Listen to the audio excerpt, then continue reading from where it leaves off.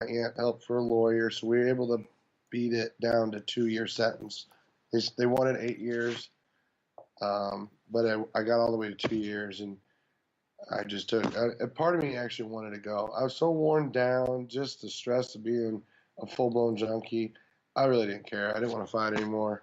I Yeah. probably could have fought it more, got more probation, and maybe got it back out. But I was just like ready to sit out for a little bit. I was I was worn down. Yeah. So I went to prison.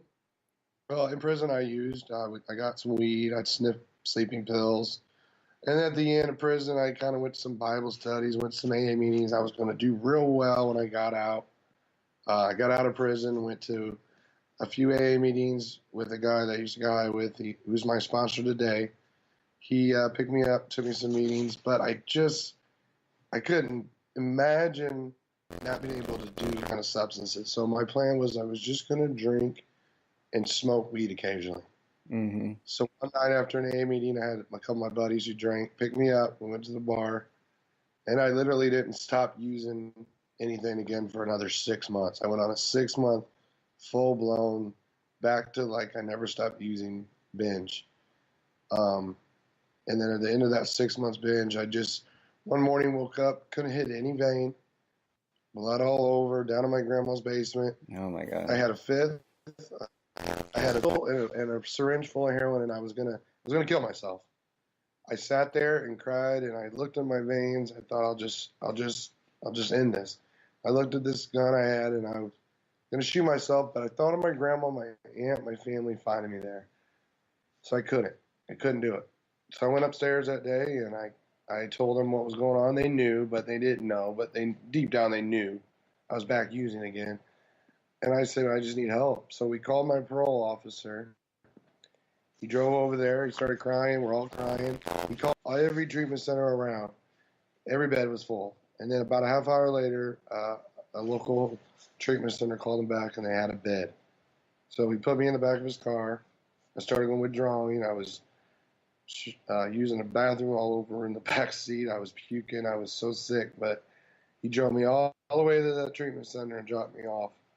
And it was 14 hard days of withdrawal.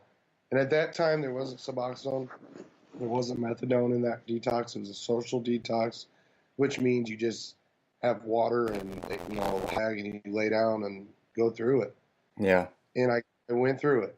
I wanted to leave multiple times, but I just kept thinking of that pain down in my grandma's basement. Using wasn't the same anymore. It turned on me. I couldn't get high like I used to. It wouldn't take away the shame and the guilt anymore. I Wow. just felt like that. So I just sat through it, and I have been sober ever since that time. Life Honestly, man, hasn't been I've perfect time, but I have not used since that time. He has taken me to the treatment center, which was June 12th, 2006. I gotta tell you, your story just gave me goosebumps and brought some tears to my eyes, man. Brings in when I hear myself say that does too, because life goes by, we get in recovery, we get our lives going. For me, I like sharing because I need to remember that time. For me, I keep the crisis up front because if I ever forget that crisis, that feeling I had those times, I could pick it up again. Yeah. You know, I don't ever want to go through. For me, I can't go through that again. It's just so much pain, and all over a substance and not wanting to feel. Yeah. So as soon as you reached out for help, I mean, every single one of your family members was there to care and love for you and support you and be there for you. Most of them, not all of them. My dad's side of the family to this day is still different with me.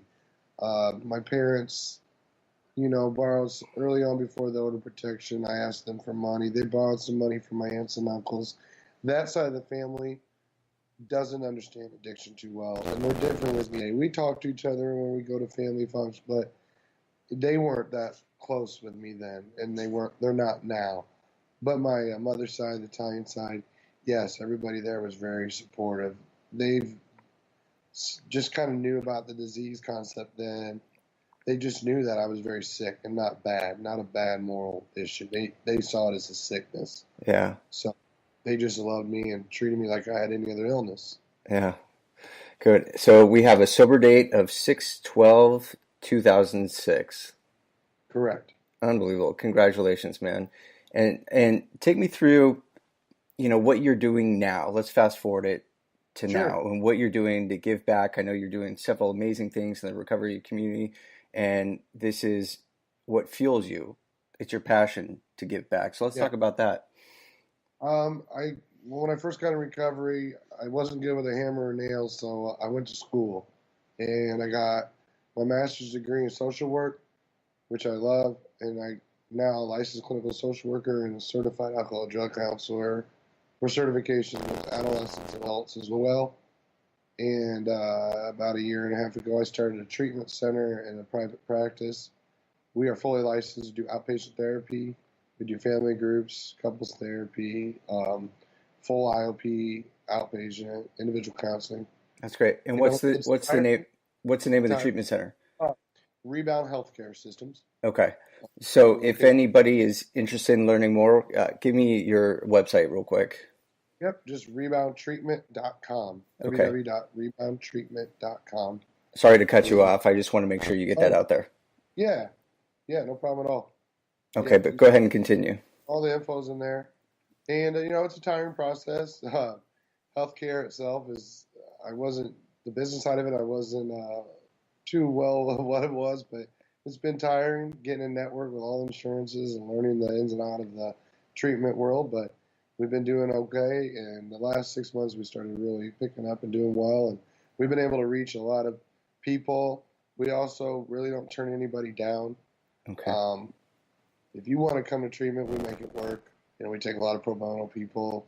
So I just want to be able to sleep with myself at night and turn somebody away because they don't have the means to pay for treatment. So That's if you great. show up every day, you're going to be able to attend groups and do whatever your treatment plan entails. That's great. Thank you, Michael. So for somebody who is listening and struggling right now, I mean, what is the biggest piece of advice that you could give them? Well, like on myself, just know that the drugs don't work forever. They do turn on you, especially heroin. It's so popular now. When I was doing it, wasn't as popular. Just like when you do it, you think you found the answer to life, but the tolerance grows. Just the whole hustle and bustle is so tiring, and it will not ever just work. It doesn't work forever. Yeah. So, at the time when you do it, it tricks you and it makes you believe that this is it. This is the answer.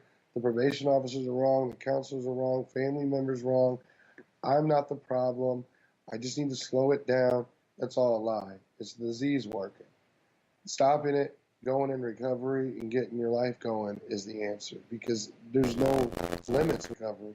Yeah. I never thought I'd have any of this. Thought I was going to be dead at 25 years old.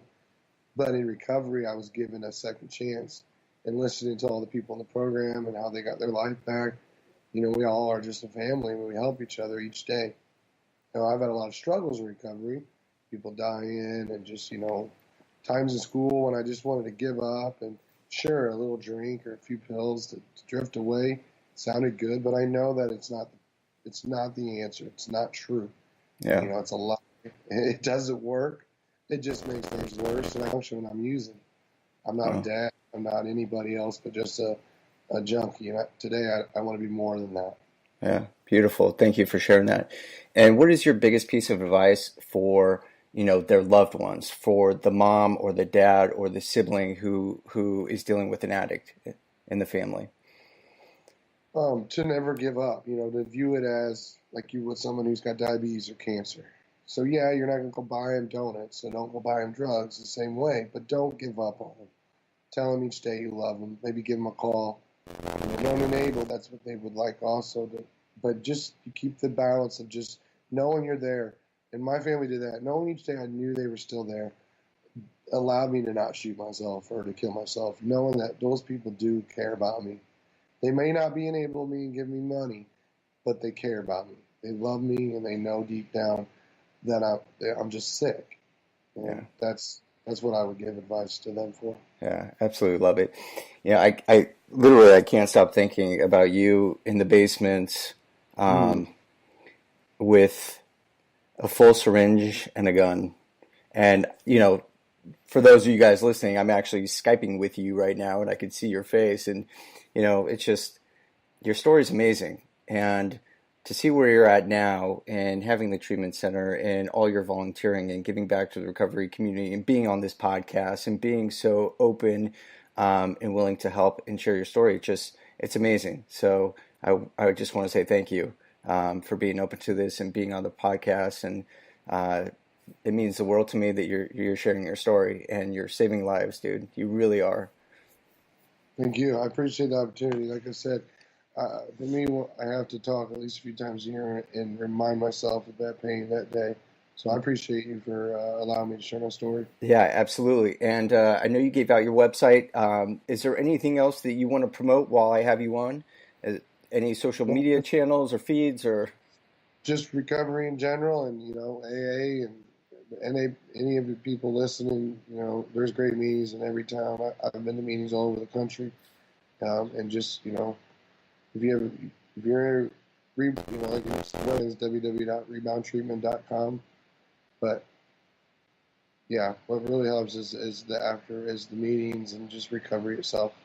Fantastic. Well, listen, man, I really appreciate you being a part of the show. Have fun in Springfield this weekend. It sounds like you got a big event and a great opportunity to do some networking. Thank you. Yeah, and sorry, I just got to let you know again, it's 75 degrees out, so come to San Diego. Come see us, man. I appreciate you. Thank you for having me on. Yeah, absolutely. I appreciate you being a part of the show. And I want to say thank you to all of you recovery rock stars that are listening. I can't tell you how much you all mean to me and this community. So stay tuned for upcoming episodes. If you'd like to share your story, hit me up at kevin@recoveryrockstars.com. That's kevin@recoveryrockstars.com. And please, you guys, continue to spread love, spread kindness, spread positivity, and be there to help one another. Now go rock your day. Thanks for being in recovery, rock stars. I guess today's episode is done. In all seriousness, though, Kevin appreciates you being part of this community. RecoveryRockstars.com. Want to email us? Kevin@RecoveryRockstars.com. Facebook, Recovery Rockstars. Instagram us @RecoveryRockstars. Kevin's wardrobe brought to you by Kevin. Kevin's transportation brought to you by Kevin. Kevin's cable bill paid by Kevin so he can keep this podcast going. Goodbye.